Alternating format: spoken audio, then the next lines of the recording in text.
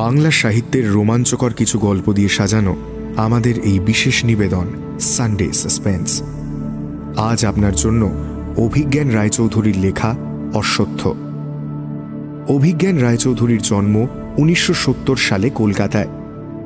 পরে যাদবপুর বিশ্ববিদ্যালয় থেকে ইলেকট্রিক্যাল ইঞ্জিনিয়ারিং ও IIM কলকাতা থেকে অপারেশনস ম্যানেজমেন্ট নিয়ে পড়াশোনা। বর্তমানে আন্তর্জাতিক প্রতিষ্ঠানে উচ্চ পদে কর্মরত ও সেই সূত্রে ইংল্যান্ড প্রবাসী। কর্মসূত্রে বিশ্বের নানান দেশে দীর্ঘদিন থেকেছেন। সাহিত্যিক হিসেবে তাঁর আত্মপ্রকাশ 1994 সালে কিশোর ভারতীর পাতায়। তারপর থেকে নিয়মিত লিখে এসেছেন প্রায় সব কিশোর পত্রপত্রিকায়। আজকের গল্প অশ্বত্থ প্রকাশিত হয়েছিল নবকল্লোল নববর্ষ স্পেশাল সংখ্যা 2019-এ। প্রধান চরিত্রে গল্পের কথক অরুণ রায়চৌধুরী এবং সিদ্ধার্থ বসু। গল্প পাঠে দ্বীপ, গল্পের সূত্রধার অগ্নি। শুরু হচ্ছে অশ্বত্থ।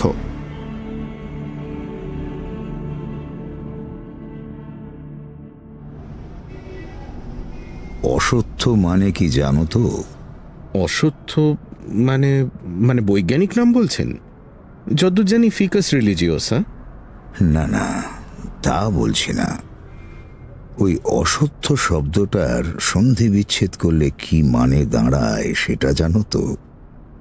সন্ধি বিচ্ছেদ করলে শব্দের আসল অর্থ উদ্ধার করা যায়, সেটা নিশ্চয়ই জানো। না, তা ঠিক। সংস্কৃত পড়নি? পড়েছিলাম, কিন্তু তেমন কিছুই আর মনে নেই। ওই ক্লাস 11 অবধি যেতে না যেতেই ভুলে গেছি। অশ্বত্থ হলো অ-স-থ। স মানে সংস্কৃতে আগামীকাল। অশ্বত্থ অর্থাৎ যা আগামীকাল থাকবে না। ভাগবত গীতাতেও 15 অধ্যায়ে প্রথম শ্লোকে এরকম অর্থে অশ্বত্থ শব্দের ব্যবহার করা হয়েছে আমাদের এই ক্ষণস্থায়ী সংসারের কথা বোঝাতে। বুঝতে পারছো তো আমি কি বলতে চাইছি? আজ যা আছে কাল তা থাকবে না, ঠিক ওই অশ্বত্থের মতোই। এতক্ষণে খানিকটা আন্দাজ করতে পারলাম ভদ্রলোক কেন এই কথা বলছেন, কেনই বা অশ্বত্থ গাছ নিয়ে এরকম ছেলে মানুষই গল্প জুড়েছেন, কেনই বা সকাল সকাল হুগলির বেড়াবেড়ি থেকে আমার কলকাতার চেম্বারে ছুটে এসেছেন। একটু আগে থেকেই শুরু করি। বুধবার আমার পার্ক স্ট্রিটের চেম্বারে দিনের তৃতীয় পেশেন্ট অরুণ রায়চৌধুরী যখন ঘরে ঢুকলেন, তখন কেমন যেন নিজের অজান্তেই উঠে দাঁড়িয়েছিলাম। ঘরে ঢুকেই করজোড় করে মাথা সামনের দিকে সামান্য ঝুঁকিয়ে আমাকে নমস্কার করলেন। আমিও প্রতি নমস্কার করলাম। ওর বয়স 70-এর কাছাকাছি হবে। পরনে কোঁচানো ধুতি, পাঞ্জাবি, যা আজকাল বিশেষ দেখাই যায় না। চোখে সোনালি ফ্রেমের কাঁচের চশমা। অত্যন্ত সৌম্য চেহারা, মাথা ভর্তি পাকা চুল, চওড়া কপাল। মুখে চোখে চেহারায় হাবে ভাবে এক অদ্ভুত অননুকরণীয় আভিজাত্য। আমি গত 15 বছর মানসিক রোগের চিকিৎসক হিসেবে কাজ করছি। এরকম কোনো মানুষকে দেখেছি বলে মনে হয় না যাকে এত সহজে ভিড়ের থেকে আলাদা করা যায়। দেখলেই একটা অন্যরকম শ্রদ্ধা বোধ হয়। ভদ্রলোক চেয়ারে বসে খানিকক্ষণ চুপ থাকার পর বলে উঠলেন, আপনার কথা আমার দীর্ঘদিনের পারিবারিক বন্ধু রজত বলল। হ্যাঁ, রজত অবশ্য আমার থেকে বয়সে অনেক ছোট। চিকিৎসক হিসেবে আপনার অনেক সাফল্যের কথা ওর মুখে শুনেছি, তাই এত দূর থেকে আসা। জানি না আপনি কোনো উপকার করতে পারবেন কি না, জানি না যা যা বলবো তা আদৌ নিরাময় যোগ্য কিনা। বুঝতে পারলাম ভদ্রলোক কিছু বলতে দ্বিধা করছেন। বাংলা ভাষায় যেভাবে কিছু শব্দের ব্যবহার করছেন তাতে বাংলার শিক্ষক হলেও অবাক হব না। আমি সাহস দিয়ে বললাম, আপনি মন খুলে বলুন, দ্বিধা করবেন না। পুরোটা জানলে তবেই তো ঠিকভাবে চিকিৎসা সম্ভব। আর আমাকে আপনি না বলে তুমি বললেই খুশি হব। আমি আপনার থেকে বয়সে অনেক ছোট। হ্যাঁ, ঠিক আছে, তুমি বলেই বলছি। তোমার পেন্টিংয়ে ভালো আগ্রহ আছে দেখছি। আমাদের বাড়িতে অনেক দুষ্প্রাপ্য পেন্টিংয়ের সংগ্রহ আছে, কয়েক প্রজন্ম ধরে সংগ্রহ। পরে সুযোগ পেলে একবার যেও। আমার দিক থেকে আমন্ত্রণ জানিয়ে রাখলাম। তবে সে বাড়ি বা আমার দুটোরই আয়ু বেশি দিন নেই। একটু জল পেতে পারি কি? না, অনেকক্ষণ লেগে গেল এখানে আসতে। আসলে বহুদিন বাদে আমার গাড়িটাও বার করলাম। 1960-এর রোলস রয়েস ফ্যান্টম 5, বাবার সংগ্রহ। আমারই মতো এখন প্রায় অচল হয়ে গেছে। মাঝপথে তারও শারীরিক গোলযোগের জন্য বেশ কিছুটা বিভ্রাটে পড়েছিলাম। বেলটি পেয়ে আমার সেক্রেটারিকে জল ও শরবত আনতে বলে দিলাম।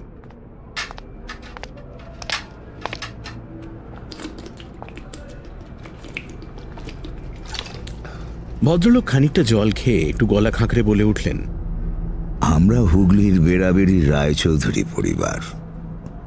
আমাদের বাড়ির দুর্গাপুজোর নাম শুনেছ হয়তো। গতবার 350 বছর অতিক্রম করল। তবে হতে পারে সেটাই শেষ। এবছর আর দুর্গাপুজো হবে কিনা সন্দেহ। আমাদের পরিবারকে ওখানে সবাই চেনে, তবে যেরকম হয় আর কি। এখন আর পুরনো দিনের সে ঐশ্বর্য, প্রতাপ, প্রতিপত্তি নেই। শুধু নামটাই আছে, পরিচিতিটাই আছে। আমাদের বাড়িরও এখন আর সেরকম কোনো তত্ত্বাবধান হয় না। তবে বেড়াবেড়ি যাবে আর আমাদের বাড়িটা খেয়াল করবে না, এমনটা হওয়ার জো নেই। 20 একর জায়গা জুড়ে বাড়ি। 20 একর? সে তো বিশাল জায়গা। আমি যে কমপ্লেক্সে আছি সেটাও অত বড় নয়। হ্যাঁ হ্যাঁ, এসব সম্পত্তি তো আর আজকের নয়, বহু বছর পুরনো। কয়লা খনি থেকে আফিমের চাষ করে ও চীনে সেই আফিম রপ্তানি করে আমাদের বেশ কিছু রোজগার হয়েছিল।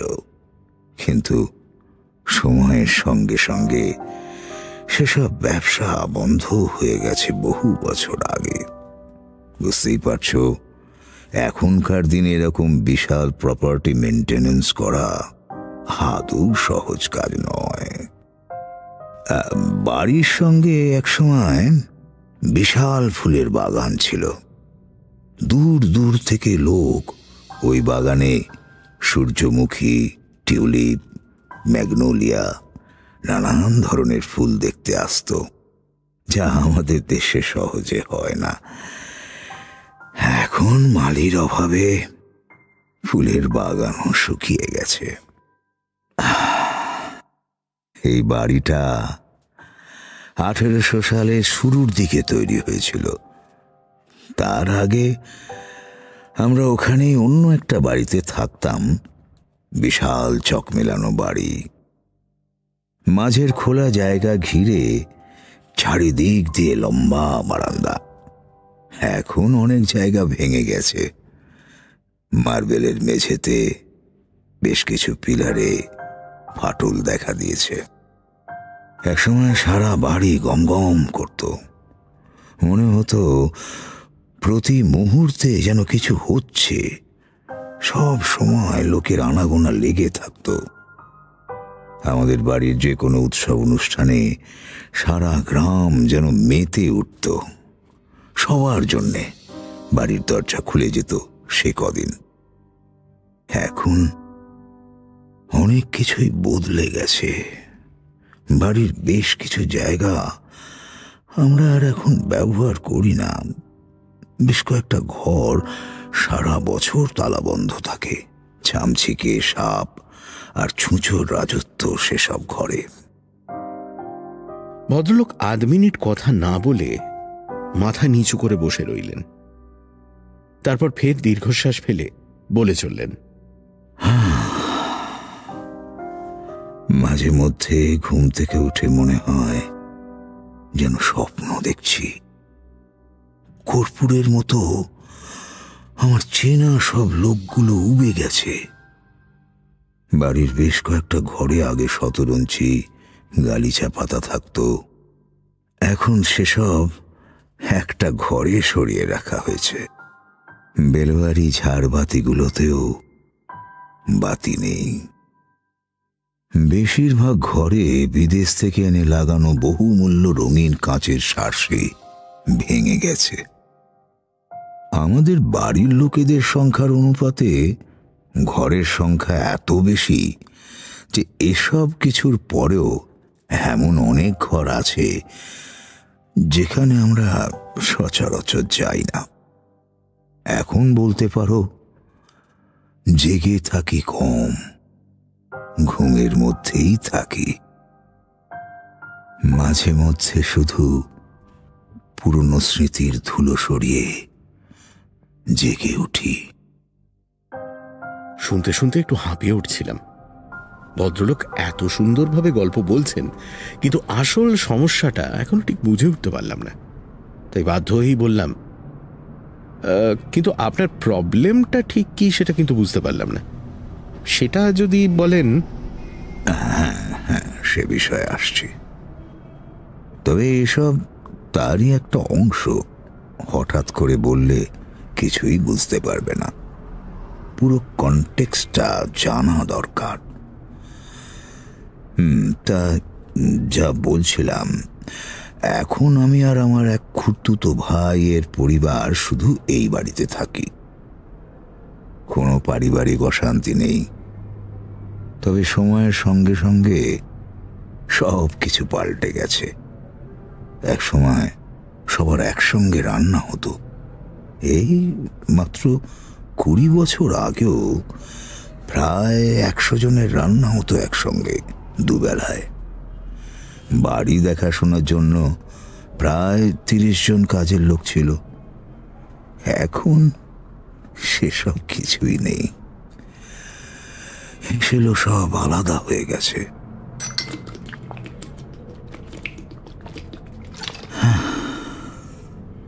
বাইরে আজ বেশ গরম, খুব ভালো লাগলো শরবত খেয়ে। হ্যাঁ, তা যা বলছিলাম, এখন শুধু 4 জন কাজের লোক আছে। তারাও কদিন থাকবে জানি না। নেহাত আমার কথা ভেবেই পড়ে আছে। তা না হলে কে আর আজকাল ওইসব প্রত্যন্ত এলাকায় বাড়ির কাজের লোক হিসেবে পড়ে থাকবে। আমার খুড়তুতো ভাইয়ের 2 ছেলে মেয়ে। তারা দুজনেই আমেরিকাতে বহু বছর সেটেলড। খুড়তুতো ভাইও 2 মাস আগে ঠিক করেছে যে আমেরিকাতে ছেলের কাছে চলে যাবে কয়েকদিন বাদেই। কত বোঝালাম, কিন্তু ওরা মনস্থির করে ফেলেছে। তারপরে শুধু আমরাই পড়ে থাকব, আমি আর আমার গিন্নি। কথা বলার লোকও পাবো না। এই তো জীবন। আর আমরা চলে গেলে ওই বাড়িও হয়তো পুরোপুরি পোড়ো বাড়ি হয়ে যাবে। আপনার ছেলে মেয়ে তারা ওখানে থাকতে চায় না? হ্যাঁ, আমার এক ছেলে ইংল্যান্ডে থাকে। ওখানেই বহু বছর ধরে থাকে। এদেশে আর ফিরবে না। অনেকদিন ধরে আমাদেরও যেতে বলে, কিন্তু আমরা এই বাড়ি ছেড়ে যেতে পারি না। এত বড় বাড়ি, কত কিছু আছে। এখনো আমাদের বাড়িতে যে অষ্টধাতুর কৃষ্ণমূর্তি আছে তা 14 শতাব্দীতে তৈরি। সবার ওপরে বাড়ির ধুলোয় মিশে আছে কত ইতিহাস, কত জীবনের স্মৃতি। সেসব কি ফেলে যাওয়া যায়? বুঝতেই পারছো, এভাবেই বাঙালি পরিবারগুলো আজ ভিটে মাটি ছেড়ে অন্যত্র চলে যাচ্ছে।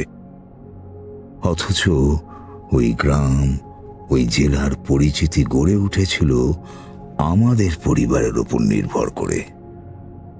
500 বছর ধরে আমরা ওখানেই আছি। আমাদের সব পরিচয় পিছনে ফেলে আমরা কি করে আজ অন্য জায়গায় চলে যাই?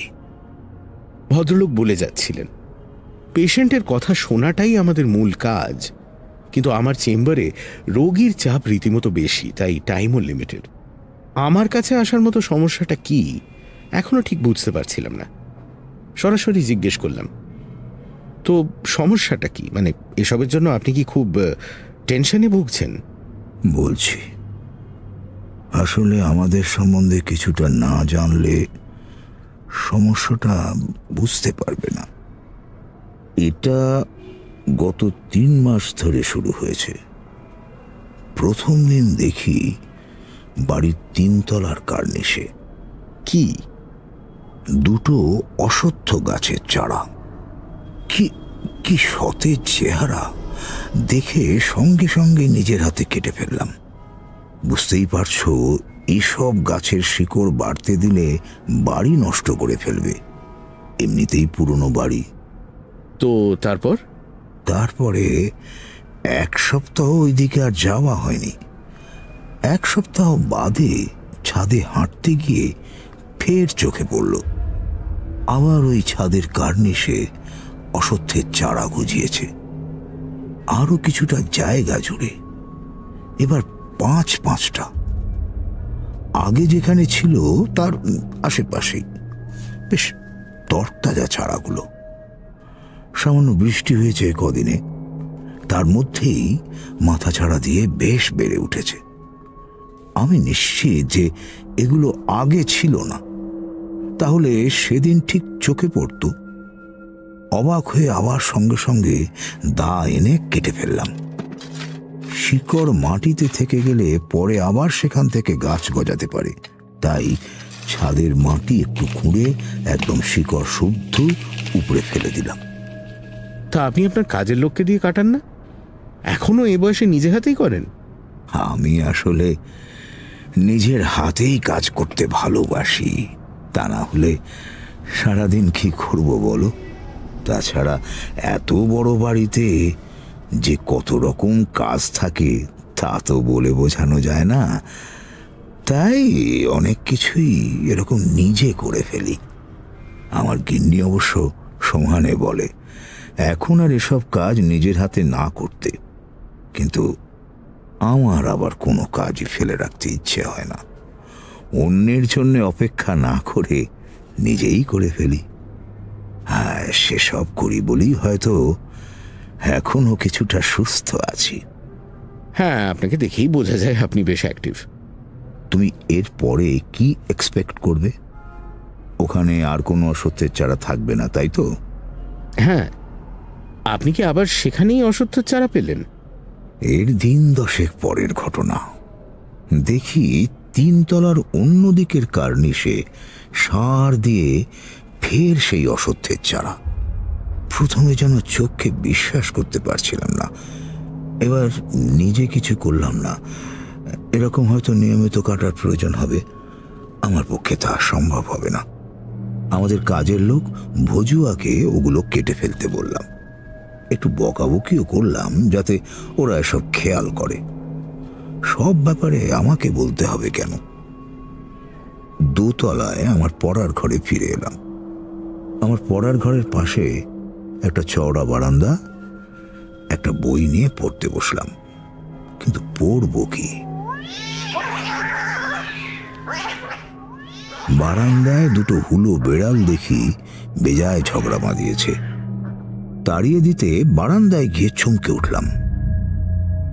নিজের চোখকে বিশ্বাস করতে পারছিলাম না, কারণ এখানে আমি মাঝে মধ্যেই আসি, কিন্তু কি কারণে জানি না আগে চোখে পড়েনি। দেখি বারান্দার এক প্রান্তে ভাঙা টালির ফাঁকে বেশ কয়েকটা অশ্বত্থের চারা হয়েছে। কি করে চোখের প্রায় সামনে এরকম গাছ হলো সেটাই আশ্চর্য। আগে তো চোখে পড়েনি। অবশ্য না পড়ার একটা কারণ আছে। আমি বারান্দার এদিকে খুব একটা আসি না। ভজুয়াকে ডেকে ওগুলো কাটালাম। তখনও বুঝিনি যে কি হতে চলেছে। আর কোথা থেকে ওরা আসছে। কি হলো তারপর? ভদ্রলোক চোখ বন্ধ করে চুপ করে খানিকক্ষণ বসে রইলেন। দেখলাম মুখে যেন ভয়ের চিহ্ন ফুটে উঠল। তারপরে চোখ খুলে আমার দিকে তাকিয়ে দীর্ঘশ্বাস ফেলে বলে উঠলেন, ওরা যাচ্ছে না, আরো যেন ছড়িয়ে যাচ্ছে সারা বাড়িতে। আমি যে ওদের উৎখাত করতে চেয়েছি সেটা ওদের আদৌ পছন্দ হয়নি।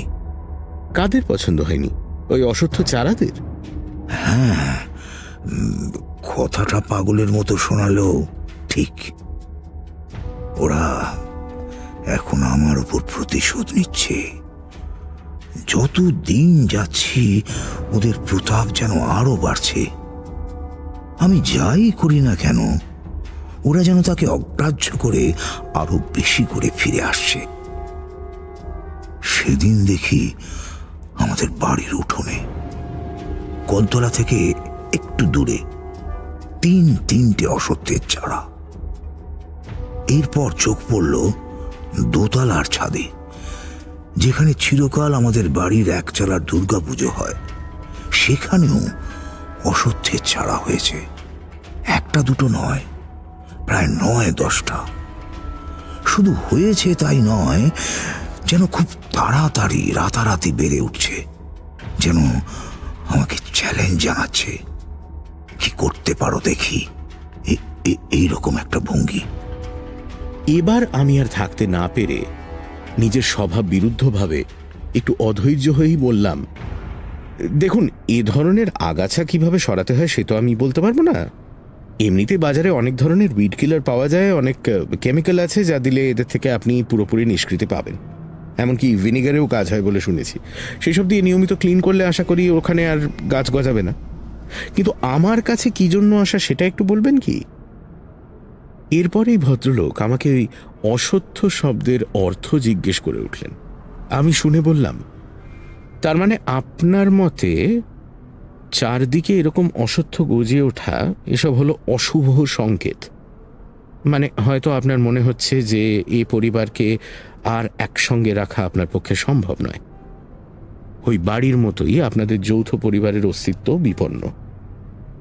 কাল ওই বাড়িও থাকবে না, বা কোনো রকমে যদি বাড়িটা টিকে থাকে তাহলেও ওই বাড়িতে আপনাদের পরিবারের কেউ থাকবে না, কিছুই থাকবে না, ঠিক ওই অশ্বত্থ গাছের নামের মধ্যে লুকিয়ে থাকা আসল অর্থের মতো, তাই তো? হ্যাঁ, এটা শুধু ধারণা নয়, ঠিক এটাই হচ্ছে। কেউ যেন আমাকে চোখে আঙুল দিয়ে দেখিয়ে দিচ্ছে যে আমার সামনের সময় খুব সীমিত, আমাদের এই পরিবারেরও। দেখুন, আপনি প্রবীণ ব্যক্তি, আপনি নিজেও জানেন, তবু বলছি এর সঙ্গে ওই অসত্যের কিন্তু কোনো যোগাযোগ নেই। এরকম কিছু সায়েন্টিফিক্যালি সম্ভব নয়। তাছাড়া এরকম ভাঙন তো অনেক পরিবারেই হচ্ছে, আমাদের মেনে নিতেই হবে। আমরা আর কি করতে পারি বলুন? যা ভবিতব্য তা তো হবেই। পরবর্তী প্রজন্ম তো আর অতীতকে আঁকড়ে চাকরি বাকরি না করে গ্রামেগঞ্জে পড়ে থাকতে পারে না, তারা তাদের মতো দেশে বিদেশে যাবেই। তুমি যা বললে তা আমি বুঝতে পারছি, কিন্তু চোখের সামনে সবকিছু যেন হারিয়ে যাচ্ছে। একটা 500 বছরের পারিবারিক ঐতিহ্য যেন আস্তে আস্তে ধুলোয় মিশে যাচ্ছে। মনে হচ্ছে আমি বেড়াবেড়ির বিখ্যাত রায়চৌধুরী পরিবারের শেষ প্রজন্ম। তবে এটাই একমাত্র সমস্যা নয়, এছাড়া আর একটা সমস্যা আছে। সেটা কি শুধুই মনের ভুল? কি সেটা? সেটাই বলা যায় আসল সমস্যা। আমি ছাড়া আর কারোর চোখে ওই অশুদ্ধ চারাগুলো প্রথমে পড়ে না, শুধু যেন আমার চোখেই প্রথম পড়ে। আমার মনে হয় বাড়ির লোকেরা এ ব্যাপারে আমাকে ঠিক বলছে না, কেন জানি না। মনে হচ্ছে ওরা আমার থেকে লুকোচ্ছে। হয়তো ওরাও ওই অসত্যের চারাগুলোকে ভয় পেতে শুরু করেছে। গতকাল রাতে কি স্বপ্ন দেখলাম জানো? কি দেখলাম একটার পর একটা অসত্যের চারা আমার দিকে এগিয়ে আসছে। প্রথমে আমার হাত বেঁধে ফেলল, তারপরে সে কি ভীষণ স্বপ্ন বুকের উপর দিয়ে গলার দিকে এগিয়ে এলো। আস্তে আস্তে পেঁচিয়ে ধরলো আমার গলা, একটু একটু করে চাপ বাড়াতে লাগলো, টাইট হয়ে আমার গলায় চেপে বসতে লাগলো। দম বন্ধ করে ছটফট করতে করতে ঘুম ভেঙে গেল। আমার আর্তনাদ রমা, মানে আমার স্ত্রীও শুনেছিল। ওরও সেজন্য ঘুম ভেঙে গিয়েছিল। আলো জ্বালিয়ে চারিদিকে দেখলাম কেউ ঘরে ঢোকেনি, তো কোথাও কিছু নেই। তাহলে তারপর ভয়ে আর ঘুমই এলো না। মনে হচ্ছিল স্বপ্নটা যেন বাস্তবের থেকেও বেশি সত্যি, বেশি স্পষ্ট। আমরা মনে যা ভাবি স্বপ্ন তো অনেক সময় তাকেই ফিরিয়ে আনে। আপনি অসত্যের চারা নিয়ে সবসময় ভাবছেন, হয়তো ভয়ও পাচ্ছেন, সেই জন্যই স্বপ্নেও দেখতে শুরু করেছেন। তো স্বপ্নের কথা ছাড়ুন, একটা অন্য প্রশ্ন করি। আপনি ছাড়া আর কারোর চোখে ওই অসত্যের চারা প্রথমে ধরা পড়ছে না? তাই তো বলছে, সব যেন আমার সামনেই ধরা দিচ্ছে। এই কথার একটাই মানে হয়, এর বেশ কিছুটা ভদ্রলোকের কল্পনা। তা না হলে উনি ছাড়া আর কেউ দেখতে পেত না। ওকে আরো বেশ কিছু প্রশ্ন করে বুঝলাম যে ওর স্থির বিশ্বাস যে অসত্য চারাগুলো বাড়ির আরো নানান জায়গায় আছে। অন্যরা ওকে জানাচ্ছে না, মিথ্যে কথা বলছে। সাধারণত মনোবিদ হিসেবে আমরা মনের গভীরে কি হচ্ছে সেটা বোঝার চেষ্টা করি। বুঝতে অসুবিধে হলো না যে ওর কাছে ওই অসত্য ওর পরিবারের ভাঙনের একটি পরিচয়।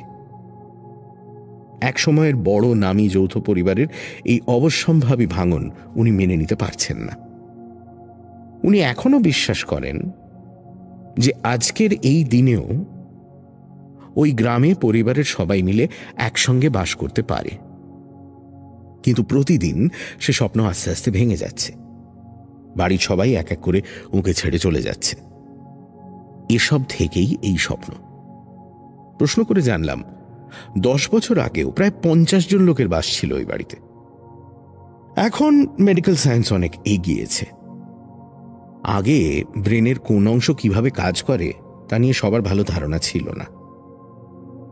অনেক সময় এমন হয় যে ব্রেনের কিছু অংশের ক্ষতি হওয়ার জন্য একজন মানুষের হাবে ভাবে হঠাৎ করে একটা বড় ধরনের পরিবর্তন চলে আসে। কিছু ভুল ধারণা গড়ে উঠতে পারে। হয়তো তার জন্যই উনি সন্দেহের বশে ভুল দেখছেন। মনে হলো সেরকম কিছু হতে পারে। কিছু টেস্ট করতে দিলাম। রিপোর্ট দেখে যা করার তা করা যাবে। হয়তো সাইকোথেরাপি করার প্রয়োজন হবে। যতটা সম্ভব কথা বলে আশ্বস্ত করলাম। কিছু সেডেটিভ দিলাম যাতে ওর মানসিক চাপ কম থাকে। আরো কিছুক্ষণ কথা বলার পর ভদ্রলোক উঠলেন। দিন 20 বাদে রিপোর্ট নিয়ে ফের দেখাতে আসতে বললাম। আমার চেম্বার থেকে বেরোনোর পরপরই দেখি ভদ্রলোক আবার ফিরে এসেছেন। কিছু বলতে চান? হ্যাঁ, একটা কথা বলা হয়নি। গতকাল থেকে কাজের লোক ভজুয়াকে খুঁজে পাওয়া যাচ্ছে না। ও, তো সে কথা পুলিশে জানিয়েছেন? হ্যাঁ বলেছি, কিন্তু কিন্তু কি? আমার মনে হয় ওই অসত্য গাছগুলো ওর হারিয়ে যাওয়ার পিছনে আছে। ওরাই কিছু করেছে, কারণ আমি ওকে অসত্য দেখলেই কাটতে বলেছিলাম। সেটা থেকেই হয়তো শত্রুতা বেড়েছে। ওরাও ভজুয়াকে মেরেছে বলে আমার বিশ্বাস। মানে সে আবার কি করে সম্ভব? দেখুন, আপনি অসত্যের কথা একদম ভুলে যান। এটা একদম অ্যাবসার্ড একটা কল্পনা, জাস্ট ফরগেট অ্যাবাউট ইট। বললাম বটে, কিন্তু একই সঙ্গে এই ধারণাটা শিকড় যে ভদ্রলোকের মনে বেশ গভীরে আস্তানা গেড়েছে তা বেশ বুঝতে পারলাম। আবার বললাম, হয়তো ভজুয়া কোথাও গেছে, আবার ফিরে আসবে। না, ও কোথাও যায় না। ও আমাদের বাড়িতেই বড় হয়েছে। ওর কোথাও কেউ নেই। ও আর কোথায় যাবে? সে কথা আপনি পুলিশে বলেছেন? হ্যাঁ, সবই জানিয়েছি, কিন্তু এখনো কোনো খবর পাইনি। আমার পরের পেশেন্ট ঘরে ঢোকার জন্য অপেক্ষা করছিল। তাকে দেখে উনি একটু বিব্রত হয়ে বলে উঠলেন, হ্যাঁ ঠিক আছে, আমি আর তোমার সময় নেব না, দিন 20 বাদে ফের আসবো বলে আমার চেম্বার থেকে বেরিয়ে গেলেন।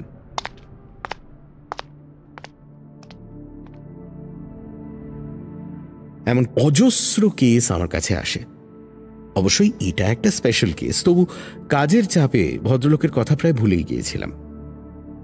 এর দিন 20 বাদে আবার যখন আমার চেম্বারে ভদ্রলোক প্রবেশ করলেন, প্রথমে দেখে বেশ চমকে উঠেছিলাম। কি পরিবর্তন!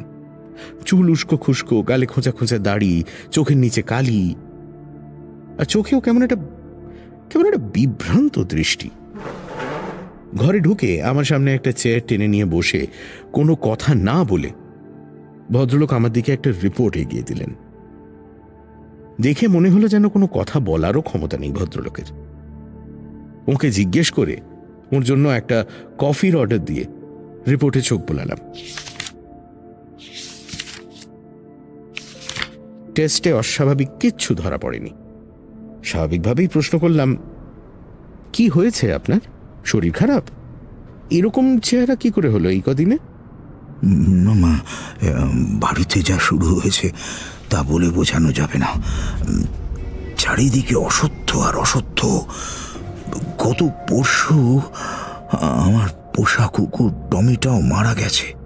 তার কথা তো আগে বলেননি। হ্যাঁ, আসলে সেভাবে ওর কথা বলার প্রয়োজন হয়নি। 8 বছর বয়স হয়েছিল, ল্যাব্রাডর। কিন্তু গত কয়েকদিন ধরে দেখছিলাম টমি কোনো জায়গায় অসত্যের চারা দেখলেই চেঁচাচ্ছিল, গড়গড় করতো, দাঁত দিয়ে যেন টেনে ছিঁড়তে চেষ্টা করত। আগে এরকম করতে দেখিনি। ও এমনিতে বেশ চুপচাপ থাকে, এত বছরেও কখনো কাউকে কামড়ায়নি। এটা দিন 10 শুরু হয়েছিল। মনে হচ্ছিল আমার মতোই অসত্যের চারা সহ্য করতে পারছিল না। স্ট্রেঞ্জ। অসত্য চারা দেখে ক্ষেপে উঠছিল, কিন্তু কি করে মারা গেল? ও শুতো আমাদের রান্নাঘরে। গত পরশু সকালে গিয়ে দেখি সেখানে নেই। খুঁজতে খুঁজতে ছাদে গিয়ে দেখি ওখানে একটা জায়গায় শুয়ে আছে। কাছে গিয়ে বুঝলাম মৃত। কি হয়েছে কিছুই বুঝলাম না। প্রাণ নেই। আমি নিশ্চিত ওর মৃত্যুর পিছনে ওই অসত্যের চারা। তো অসত্যের চারা চারদিকে এত গজাচ্ছে কিভাবে সেটা বুঝলেন? না না, সেটা এখনো রহস্য। রাতারাতি গজিয়ে ওঠে। সংখ্যায় ওরা অনেক বেড়ে গেছে। গাছ কেটে উইড কিলার দিয়ে সব রকম চেষ্টা করে দেখেছি। কয়েক ঘন্টা বাদে শুধু যে ফিরে আসছে তাই না, আরো বেশি সংখ্যায় ফিরে আসছে। আমার রাতের ঘুমও কেড়ে নিয়েছে। কাল রাতে যা হলো, তারপরে আজ রাতেও আর ঘুম আসবে না। কি হলো কাল রাতে? তখন রাত 1:30 হবে। অন্য দিনের মতোই আমি জেগেছিলাম। কিছুতেই ঘুম আসছিল না। মনে মনে একটা সংখ্যা বারবার ফিরে আসছিল, 33। শুধু গতকালই আমি নিজের হাতে 33টা অসত্যের চারা হত্যা করেছি। হ্যাঁ, হত্যাই বলবো, কারণ আমার বিশ্বাস ওরা আমাদের থেকেও অনেক বেশি জীবন্ত, অনেক বেশি বুদ্ধিমান। ভাবছিলাম যে আগামী দিনে আরো বেশি হত্যা করার দরকার পড়বে, কারণ যাই করি না কেন ওরা সংখ্যায় আরো বাড়বে, চোখ বন্ধ করলেই মনে পড়ছিল প্রত্যেকটা চেহারা।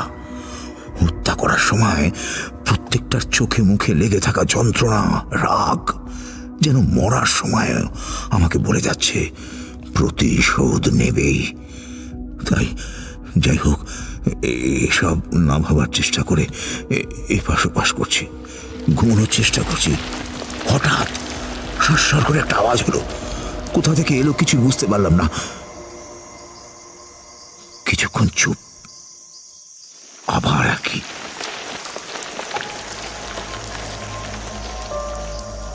রকম সরসর করে আওয়াজ পেলাম। ঘরে কিছু ঢুকছে কি? কয়েক বছর আগে একটা সাপ ঢুকেছিল ঘরে, সেরকম কিছু। ভাবলাম একবার আলো সুইচ জেলে দেখি, কিন্তু আবার বেশ কিছুক্ষণ আওয়াজ পেলাম না। উঠতে ইচ্ছে করলো না। ঠিক এর মিনিট 5 বাদে আমার স্ত্রী হঠাৎ কাঁদতে শুরু করলো। তারপরে হঠাৎ ভয়ে চিৎকার করে চমকে উঠে বসলো। আমিও সঙ্গে সঙ্গে উঠে আলো জ্বেলে দেখি ও ভয়ে কাঠ হয়ে বসে আছে, গলায় হাত বোলাচ্ছে। আমাকে বলে উঠলো কি যেন ওর গলা টিপে ধরেছিল, নাকি স্বপ্ন হতে পারে। আমি জানতাম কি কোনো একটা অসত্যের চারা নিশ্চয়ই এর পেছনে আছে। সেটাই নিশ্চয়ই গলা পেঁচিয়ে ধরে মারার চেষ্টা করছিল। এটা নেহাত স্বপ্ন ছিল না, ওরা প্রতিশোধ নিচ্ছে। কিন্তু কিছু দেখতে পেলেন না, সেটাই আশ্চর্য। দুজনে মিলে ঘর ভালো করে খুঁজলাম। দরজা এমনিতে বন্ধ ছিল ভেতর থেকে, কারো পক্ষে বাইরে থেকে আসা সম্ভব নয়। কিন্তু কিছুই চোখে পড়ল না। অবশ্য আমাদের পুরনো দিনের ঘর, এত ফার্নিচার ঘরে ছড়িয়ে আছে যে সবকিছু যে চোখে পড়বে তাও নয়। আমি ওকে আর কিছু বললাম না, কিন্তু আমি নিশ্চিত ছিলাম যে এটা আর একটা অসত্যের চালার কাণ্ড। বুঝলাম আবার করে ওরা আমার ঘরে ঢোকার সুযোগ খুঁজবে। এটা নিশ্চয়ই আগে থেকে কোনোভাবে ঢুকে লুকিয়েছিল। আর শুধু আমাকে নয়, বাড়ির সবাইকে ওরা হত্যা করতে চায়। ভদ্রলোক থামলেন, কফির বাকিটা এক চুমুকে শেষ করে দৃষ্টিহীন চোখে আমার দিকে তাকালেন। এসব অর্থহীন কথায় সান্ত্বনা দিতে কি বলবো কি জানি, তবে ডাক্তার হিসেবে এক্ষেত্রে যা করণীয় সেটাই করলাম। একটা কথা বুঝেছি যে এই সমস্যার সমাধানের একটাই উপায়। ওর মনে অসত্যকে ঘিরে এই অহেতুক যে ভীতিটা রয়েছে সেটা কাটাতে হবে। সবকিছুর মূলে সেটা ঘিরেই ভদ্রলোকের অমূলক একটা কল্পনা। আচ্ছা, অসত্য মানেই যে খারাপ এটা ভাবা কিন্তু ঠিক নয়। বুদ্ধের বোধি বৃক্ষ, সেটাও তো ছিল অসত্য গাছ। হিন্দু ও বৌদ্ধ ধর্ম, দুই ধর্মেতেই অসত্য খুব পবিত্র গাছ। আপনি এটাকে অমঙ্গল না ভেবে একটু স্বাভাবিকভাবে গ্রহণ করতে শিখুন। হত ভয়ের কিছু নেই। আমার মনে হয় আপনি অনেক কিছুই কল্পনা করে নিচ্ছেন, যা নিয়ে আসলে এত চিন্তা করার কিন্তু কিছু নেই। কিছুটা অবাক হলাম যে ভদ্রলোক আমার এই কথা শুনে কোনো রকম প্রতিবাদ কিন্তু করলেন না। বোধহয় উনি এ বিষয়ে হাল ছেড়ে দিয়েছেন। ওষুধের ডোজ সামান্য বদলে দিলাম, বললাম ফের 20 দিন বাদে আসতে। সেই শেষ দেখা। উনি 20 দিন বাদে আর আসেননি। আমারও সেটা খেয়াল হয়নি। 1 মাস বাদে হঠাৎ দেখি আমার চেম্বারে লালবাজার থেকে এক ইন্সপেক্টর এসে হাজির। 30-এর কাছাকাছি বয়স হবে, স্মার্ট চেহারা। ভদ্রলোকের নাম সিদ্ধার্থ বোস। কোনো সময় নষ্ট না করেই আমার সামনে একটা চেয়ার টেনে নিয়ে বসলেন। একটা কেসের ব্যাপারে এসেছি। আচ্ছা, অরুণ বাবু মানে অরুণ রায়চৌধুরী কি আপনার পেশেন্ট? অরুণ বাবু? পুরো নামটা কি বললেন যেন? দেখুন তো, এই ছবিটা দেখে চিনতে পারেন কিনা? হ্যাঁ হ্যাঁ, এই তো সেই ভদ্রলোক। নামটা একেবারেই ভুলে গিয়েছিলাম। কিন্তু কি ব্যাপার, কোনো সমস্যা হয়েছে? কাল ভোরের দিকে অরুণবাবু ওর স্ত্রীকে ছুরি দিয়ে হত্যা করেছেন। সে কি? অরুণবাবু? ভদ্রমহিলা স্পট ডেড, বারবার ছুরি দিয়ে আঘাত করার চিহ্ন। খুব রাগ না থাকলে এভাবে হত্যা করা সম্ভব নয়। সকালে বাড়ির কাজের লোক আমাদের খবর দেয়। অরুণবাবু স্বীকার করেছেন? উনি ছুরি দিয়ে আঘাত করার কথা স্বীকার করেছেন, কিন্তু বলছেন যে ওখানে ওর স্ত্রী ছিল না। শুধু বলে যাচ্ছেন যে উনি নাকি একটা অশ্বত্থ গাছের চারা তোলার চেষ্টা করছিলেন। কিরকম অ্যাবসার্ড কথা ভাবুন তো। আর সেই জন্যই তো আপনার কাছে আসা। আচ্ছা, ভদ্রলোক কি কোনো মানসিক অসুখে ভুগছিলেন? বাড়িতে আপনার লেখা একটা প্রেসক্রিপশন দেখলাম, সেখান থেকেই আপনার ঠিকানা পেলাম। মনে হলো এ ব্যাপারে আপনি হয়তো কিছু আলোকপাত করতে পারবেন। এটা অনিচ্ছাকৃত হোমিসাইড কিনা সেটা জানা দরকার। আপনার কি মত? সর্বনাশ! হঠাৎ আমার মনে হলো, তাহলে কি ওর সেই চাকুর, তারও কি একই অবস্থা হয়েছে? কি হতে পারে সম্ভাবনাটা মাথায় আসার পরেই সরাসরি প্রশ্নের উত্তর না দিয়ে বললাম, আচ্ছা, আর কোনো ডেড বডি পাওয়া গেছে কি? উনি আমাকে ওর চাকর ভোজু আর হারিয়ে যাওয়ার কথা বলেছিলেন।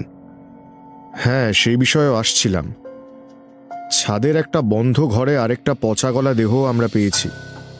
তারও সারা গায়ে একইভাবে দা দিয়ে কোপের চিহ্ন। পাড়ার লোক তার জামা কাপড় দেখে বাড়ির কাজের লোক ভজুয়া বলে শনাক্ত করেছে। কিছুদিন আগে ওর সম্বন্ধে অরুণবাবু মিসিং পার্সন ডায়েরি করেছিলেন।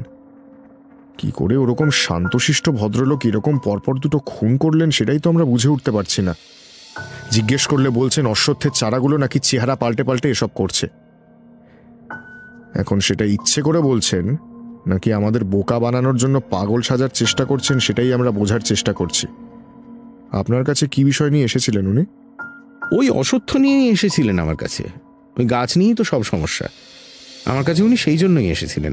ওর ধারণা সারা বাড়ি জুড়ে হঠাৎ করে অশ্বত্থের চারা গজাচ্ছে। আমি বুঝতে পারি এটা নেহাতি কল্পনা, সম্পূর্ণ ওর মনের বিকার। যৌথ পরিবার আস্তে আস্তে ভেঙে যাচ্ছে, বাড়িতে ফাটল ধরছে। উনি মনে করছেন এর পিছনেও যেন ওই অশ্বত্থ গাছের চারাগুলোরই হাত রয়েছে। হয়তো উনি কিছু অশ্বত্থর চারা দেখেছেন বাড়ির কোথাও না কোথাও গজাতে, দেখে উনি তুলে ফেলেছেন। বাকিটা কিন্তু পুরোপুরি ওর মন গড়া কল্পনা। উনি মনে করছেন অশ্বত্থের চারাগুলো এখন ওদের মারার চেষ্টা করছে, প্রতিশোধ নিচ্ছে। কি অবস্থা ভাবুন। জানি না আপনি বিশ্বাস করবেন কিনা, কিন্তু একটা কথা এ প্রসঙ্গে বলি। দুটো ডেড বডির সঙ্গেই আমরা কিন্তু শুকিয়ে যাওয়া অশ্বত্থের চারা পেয়েছি। সেটা কোথা থেকে এলো তা নিয়ে আমরাও খানিকটা অবাক। তাহলে কি ভদ্রলোক শুরু থেকে ঠিকই বলছিলেন? ওই অশ্বত্থ গাছগুলোই নাকি ওকে, ওর পরিবারকে মারবে বলে উনি ভয় পাচ্ছিলেন। সেটা কি সত্যি হতে পারে? আচ্ছা, বাড়িতে কি আপনি অশ্বত্থ গাছের চারা দেখেছেন? হ্যাঁ, সে তো অনেক আছে। পুরনো বাড়ি অস্বাভাবিক কিছু নয়। কিন্তু আপনি নিশ্চিত যে উনি অশ্বত্থের চারাগুলোকেই খুনি বলে ভাবছিলেন? উনি যখন আগের বার এসেছিলেন তখন বলেছিলেন যে ওর স্ত্রীকে একটা অশ্বত্থ চারা গলা টিপে মারার চেষ্টা করেছিল। সত্যি স্ট্রেঞ্জ। চারাগুলো দুটো ক্ষেত্রেই মৃতদেহের গলা জড়িয়েছিল। হয়তো উনি যা বলছেন সেটাই সত্যি, কিন্তু সেটা কি সত্যি হওয়া সম্ভব? নাকি পুরোটাই ওনার সাজানো, ইনক্লুডিং আপনাকে মানসিক ডাক্তার হিসেবে দেখানো, যাতে এটা পুরোপুরি অনিচ্ছাকৃত হত্যা বলে মনে হয়? সেক্ষেত্রে সাজাটা অনেক কম। আর স্ত্রীর ইন্স্যুরেন্স থেকে উনি যে বিশাল টাকাটা পেতে চলেছেন, তা দিয়ে আবার কিন্তু বাড়িটা ভালোভাবে মেরামত করে নেওয়া যাবে। আপনার কি মনে হয়? চুপ করে রইলাম, কারণ এই প্রশ্নের আমার কাছে কোনো উত্তর ছিল না।